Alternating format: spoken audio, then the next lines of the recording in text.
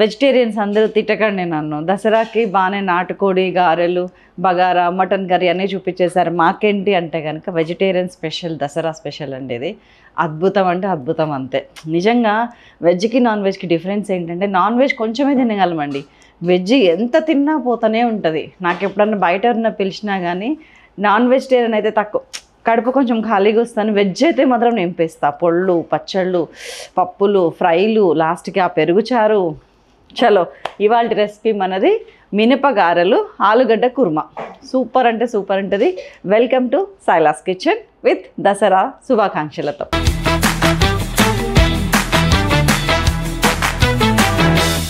కుర్మాకి మినపగారెలకి పిండి రెడీగా ఉందండి. మంచిగా నైట్ నానబెట్టుకున్నాం, ఇప్పుడే రుబ్బుకున్నాము, అయిపోయింది. అండ్ దానిలో కావాల్సిన ఇంగ్రీడియంట్స్ కూడా రెడీగా ఉన్నాయి. ఉల్లిపాయ, పచ్చిమిరపకాయ, అల్లం, జీలకర్ర, మిరియాలు, కరివేపాకు, కొత్తిమీర, ఉప్పు. అది గారెల కోసం. అండ్ మన కుర్మా కోసం ఇది కూడా చూడటానికి చాలా ఉన్నట్టు కనిపిస్తాయండి, కానీ వేస్తుంటే చేస్తుంటే అట్లా అనిపించదు మనకి. తాలింపే కదా, తాలింపులో ఒక 7-8 ఐటమ్స్ ఉన్నాయనుకోండి, ఆ 7-8 చెప్పాల్సిందే కదా, అది చూసి మీరు దడుచుకోవద్దు ప్లీజ్. అంటే ఎలాగైనా సరే మీరు ఇలా చెయ్యాలనేది నా ఇంటెన్షన్ అండి, అందుకనే ఇట్లా రిక్వెస్ట్ చేసుకుంటూ ఉంటాను. ఆవాలు, జీలకర్ర, లవంగాలు, చెక్క, బిర్యానీ ఆకు, కరివేపాకు, కొత్తిమీర, ధనియాల పొడి, జీలకర్ర పొడి, పచ్చిమిర్చి, శనగపిండి, మెంతి కూర, ఉప్పు, పసుపు, కారం, అల్లం తరుగు, ఉల్లి తరుగు, వెల్లుల్లి తరుగు, టమాటాలు, ఆలుగడ్డ, ఆయిల్, నెయ్యి. స్టార్ట్ చేద్దాం. మీకు చేస్తుంటే అర్థమవుతుంది, ఓ ఇంత ఈజీనా, ఇన్ని ఇంగ్రీడియంట్స్ చెప్పారు కానీ తొందరగానే అయిపోతుందిలే అనే ఒక ధైర్యం వస్తుంది మీకు చేస్తుంటే. ఆయిల్ ఇక్కడ 2-3 టీ స్పూన్స్ తీసుకుంటున్నా అంతేనండి. పేరి నెయ్యి 1 టీ స్పూన్. కొంచెం ఆయిల్ కాగనిద్దాం. వెనకాల నేను మినపగారెలకి ఆయిల్ కూడా పెట్టేసుకున్నానండి సిమ్ చేసి. చలో ఆయిల్ కాగింది. ఆవాలు 1/2 టీ స్పూన్, జీలకర్ర 1/2 టీ స్పూన్, వెరీ లిటిల్ మమ, చిటాపట, చెక్క ఒక 2-3 రెక్కలు చిన్న చిన్నవి, లవంగాలు ఒక 5-6, బిర్యానీ ఆకు. ఈ కుర్మా నెక్స్ట్ లెవెల్ ఉంటుందండి, తిని తీరాల్సిన కుర్మా. కొంచెం 1/2 కిలో ఆలుగడ్డ కానీ ఇంత ఒదుగా అవుతుంది. ఈ లోపు నేను ఇదిగో చూడండి, టమాటాలు ఒక 3-4 మినిట్స్ బాయిల్ చేశాను. దీన్ని ఇట్లాగా పొట్టు తీసేసి గ్రైండ్ చేసుకొని ప్యూరీ తీసుకొస్తాను. ఇదిగో ఇట్లా తొక్క తీసేయాలి, గ్రైండ్ చేసుకొని ప్యూరీ చేసుకొని వస్తాను. ఇది వేగింది. ఇదిగోండి కరివేపాకు ఇట్లాగా.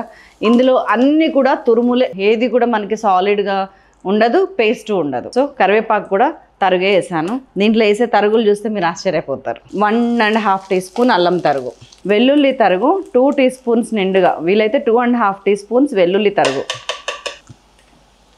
పచ్చిమిర్చి తరుగు అది కూడా అంతే, ఒక 2.5 టీ స్పూన్స్. మీకు ఆ లెక్కలో చెప్పాలంటే కనుక ఒక 3 పచ్చిమిరపకాయలు, ఒక వెల్లుల్లి పాయ 1 ఇంచ్ అల్లం ముక్క, మనకి తెలిసేటి చెప్పాలంటే.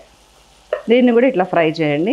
దీంతో పాటు ఫ్రై అవ్వాల్సిన ఇంగ్రీడియంట్స్ ఇంకొకటి ఏదన్నా ఉంది అంటే మెంతి కూర కొంచెం వేయండి, ఒక సగం కట్ట. ఆ ఫ్లేవర్ చాలా బాగుంటుంది. సో కొంచెం లైట్గా ఫ్రై అయిన తర్వాత ఇదిగోండి శనగపిండి ఒక 3 టీ స్పూన్స్, 1, 2, 3. దీనివల్ల ఏంటంటే అండి కర్రీ ముద్దగా వస్తుంది, మనకి పట్టినట్టు ఉంటుంది, అండ్ టేస్ట్ యాడ్ అవుతుంది. ఇట్లాగా వేయించిన శనగపిండితో టేస్ట్ చాలా యాడ్ అవుతుంది. ఆయిల్లో ఫ్రై చేస్తున్నాము చూడండి శనగపిండిని. కొంచెం ఫ్రై అవనిస్తాను, ఒక 30-40 సెకండ్స్. ఇదిగోండి శనగపిండి వేగింది, మంచి వాసన వస్తుంది. ఇప్పుడు నేను ఒకే ఒక్క ఆనియన్, మీడియం సైజ్ ఆనియన్ ఒక్కటే, ఇది కూడా వేసి ఫ్రై చేస్తున్నాను. ఆనియన్ వేయగానే మొత్తం అన్నిటిని పీల్ చేసింది. కొంచెం ఉప్పు వేసుకుందాం, ఒక 1/2 టీ స్పూన్ వేసాను ఇప్పుడు, జస్ట్ ఇది వేగటానికి. మంచిగా వేగింది చూసారా. ఇదిగోండి మన టమాటో ప్యూరీ వచ్చింది.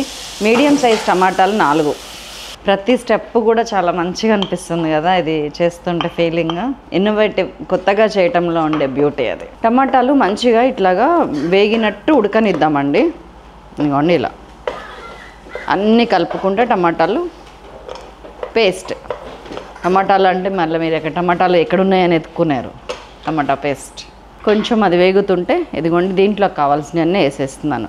ఒక 1.5 టీ స్పూన్ కారం మీ ఇష్టం అండి, మీరు ఎంత తింటే అంత వేసుకోవచ్చు. ఒక 1/2 టీ స్పూన్ పసుపు, ఇందాక 1/2 టీ స్పూన్ ఉప్పు వేసాము, మిగతాది ఇప్పుడు వేసేస్తున్నాను.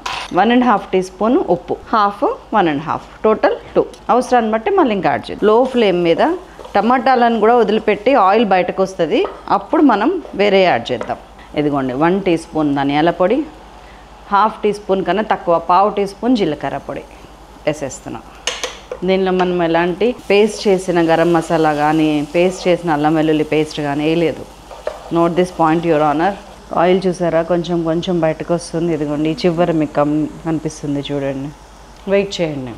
మనం టమాటా ప్యూరీ అయ్యేబట్టి ఒక 3-4 మినిట్స్ అవుతుంది. ఇంకొక 1-2 మినిట్ వెయిట్ చేయండి. అప్పుడు ఆ పచ్చిపోయి టేస్ట్ వస్తుందండి చాలా. సో ఇప్పుడు ఇవి ఆల్రెడీ ఉడకబెట్టుకున్న ఆలుగడ్డ 1/2 కేజీ దీన్ని ఇట్లా పిసికేసేస్తున్నా. కొన్ని పెద్ద ముక్కలు ఉంటాయి, కొన్ని పేస్ట్ అవుతుంది. అన్నీ పేస్ట్ చేయకండి, కొన్ని ఇట్లా పెద్దగానే ఉంచండి. ఇట్లా చక్కగా కలిపేస్తున్నా. మీరు గమనించారో లేదో, వాటర్ చుక్క పోయకుండా అన్నిటినీ ఫ్రై అవ్వటానికి మనం ప్రయత్నిస్తున్నాం.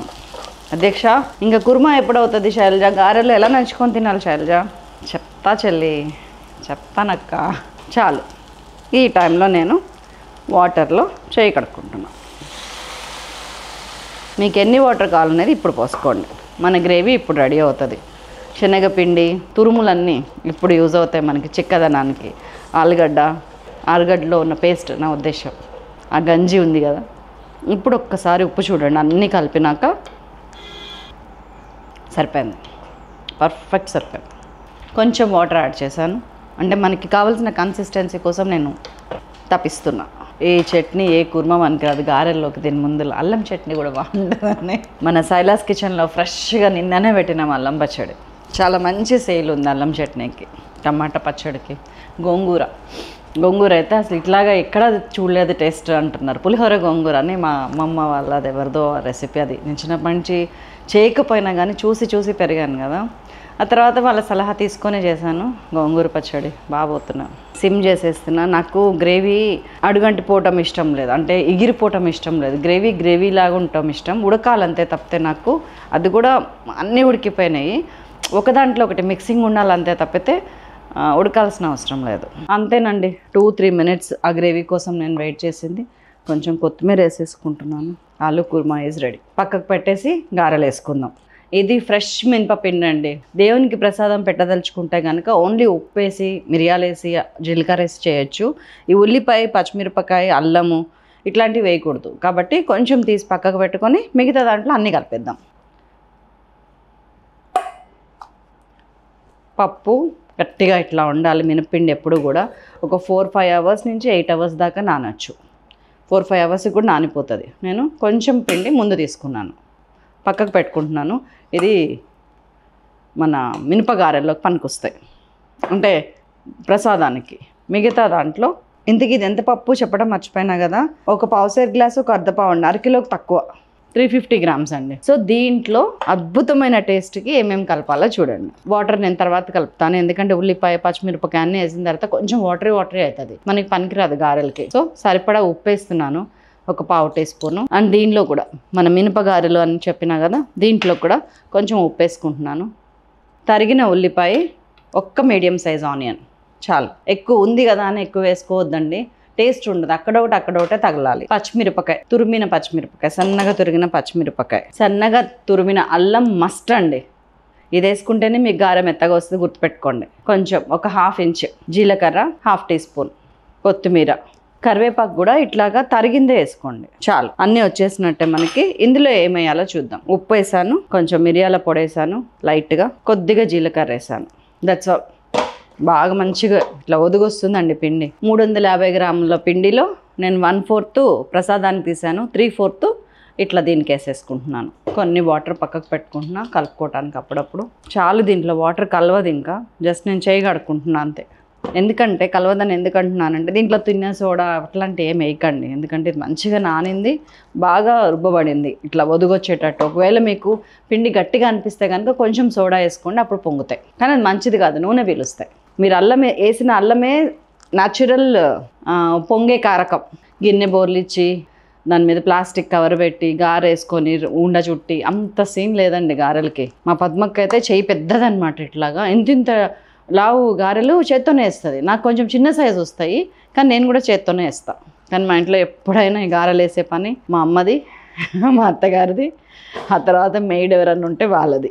నేను పిండి కలిపిచ్చేస్తా కానీ గారెలు వేసేదాన్ని కాదు. దీనిలో కూడా ఒక చెయ్యి వేద్దాం కలిపేస్తానికి.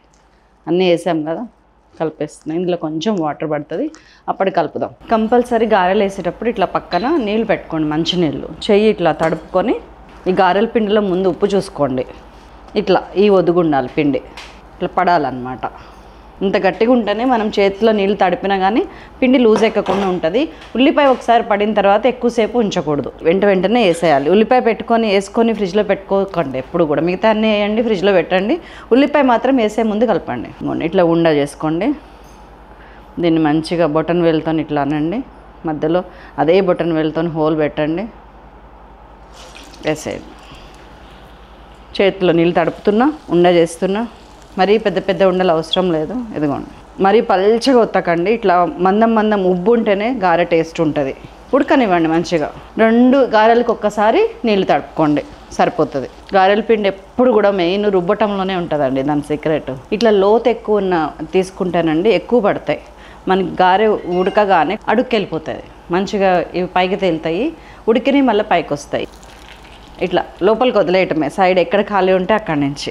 గారెలు వేసేటప్పుడు తీసేటప్పుడు ఇట్లా చేతికి పిండి ఉండటము, గరిటెకి పిండి అండటం, ఇట్లాంటి వెరీ కామన్ థింగ్స్ అండి. మీడియం ఫ్లేమ్ మీద ఉంచుకోండి, హై వద్దు, లో వద్దు.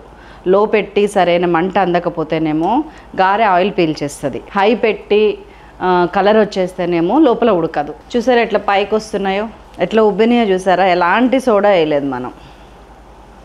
ఇక్కడ మనకి ఎంతసేపు ఉడకాలి గారె అనేది మీకు ఒక ఎస్టిమేషన్ రావాలంటే 5 to 6 minutes ఉంటే చాలండి పొయ్యి మీద. ఒక వాయ 6 నిమిషాలు 7 నిమిషాలు, దట్స్ ఆల్. అంటే సైజుని బట్టి. నేను చిన్న సైజే వేసాను, కానీ మందం వేస్తున్నాను. కొంచెం మందం వేస్తేనే మనకి ఇట్లా చాలా బాగా వస్తుంది. చాలామంది గారెలు వేస్తే తప్పడు ఉంటాయి, అవి అంత టేస్టీగా అనిపించవు నాకు. అండ్ ప్రసాదానికి ఏదైతే వేసేది ఉందో దాన్ని ముందు వేసేసి తీసేసిన తర్వాత అప్పుడు ఈ గారెలు వేయండి. గుళ్ళో దేవునికి నైవేద్యం పెట్టగానే కట్టెనేసి పక్కకెళ్ళి ఒక 2 నిమిషాలు ఆగి వచ్చి తీసుకొస్తారు ప్రసాదం. దేనికి? భగవంతుడు సూక్ష్మ స్థాయిలో ఏదో ఒక రూపంలో గాలిన ధూళిన అది ఏంటి అనేది మనకు తెలియదు, స్వీకరిస్తాడనే నమ్మకం ఉంది, అది జరుగుద్ది. అది ఇక్కడ నమ్మితే ఆటోమేటిక్గా రీచ్ అవుతుంది. నేను మొన్న అక్కడ టెంపుల్కి వెళ్ళాను, మన్నార్శాల టెంపుల్కి, అల్లప్పిలో. అసలు ఏమన్నా టెంపుల్ అండి, శ్రీకృష్ణుడు కంపల్సరీ వచ్చి ప్రసాదం స్వీకరిస్తాడంట. ఎక్కడి నుంచి? గురువాయూర్ నుంచి ప్రతిరోజు అల్లప్పి వచ్చి శ్రీకృష్ణుడు అక్కడ ప్రసాదం స్వీకరించి మళ్ళీ గురువాయూర్ వెళ్ళి అక్కడ గుడి చుట్టూ నడిచి ఏనుగు మీద మళ్ళీ ఊరేగి బడలిక తీసుకొని ఆ తర్వాత శయనిస్తాడంట. ఆ నమ్మకం మనుషుల్లో. అక్కడ ప్రసాదం గురించి ఒక విచిత్రమైన అది ఉందండి.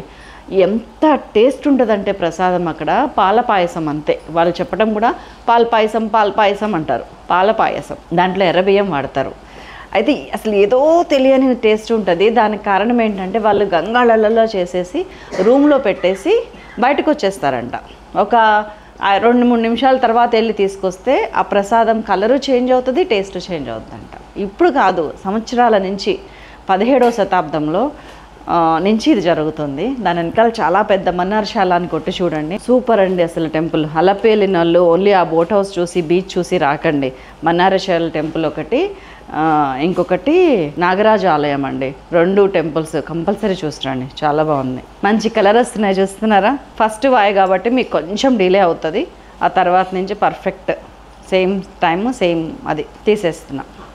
దీన్ని ఇట్లా అని నేనే ఇక్కడ సగం వార్చి తీసుకెళ్ళండి. లేకపోతే ఒక చిల్లులు గిన్నె తీసుకొని ముందు అందులో వేసేసి దానిలోంచి దీనిలోకి షిఫ్ట్ చేయండి. వేడి వేడి గారెల్లోన ఘాటు పెట్టిన కుర్మా వేసి తింటే ఉంటుంది కదా, ఏమ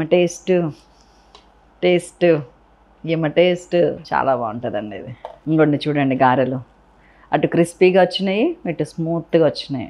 ఇందులో పచ్చిమిరపకాయలు, అల్లము, జీలకర్ర మనకు కావాల్సినన్ని కనిపిస్తాయండి. అక్కడ అన్నీ కూడా అక్కడక్కడ మనం కొంచెం వేసాము.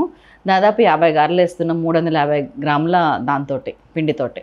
అంటే 5-6 మనుషులకి కడుపు నిండా పెట్టచ్చు. కుర్మా కూడా అంతే, 1/4 కిలో ఆలుగడ్డ 5-6 మనుషులకి కడుపు నిండా పెట్టచ్చు. సూపర్ ఉందండి. ఈ చట్నీ ఏ కుర్మా పనికిరావు, అంత బాగుంది. మటన్ చికెన్ అయితే పక్కకి వెళ్ళి ఆడుకోవచ్చు. Very nice, very smooth, very crispy. That's all అండి. ఇంకేంటి ఆలస్యం? చూసారు కదా, చేసేయండి. ఎనీ పండగని, ఎనీ హాలిడేని, ఎనీ స్పెషల్ ఈవెంట్ని అద్భుతంగా తీర్చిదిద్దుకోండి మీ శైలక్క వంటలతో. శైలక్క కావండి అది, మీలాంటి వాళ్ళ దగ్గర నుంచి, పెద్దవాళ్ళ దగ్గర నుంచి నేను చూసి నేర్చుకున్నాయి. Thank you so much. మళ్ళీ కలుస్తాను. అంతవరకు సెలవు, నమస్తే.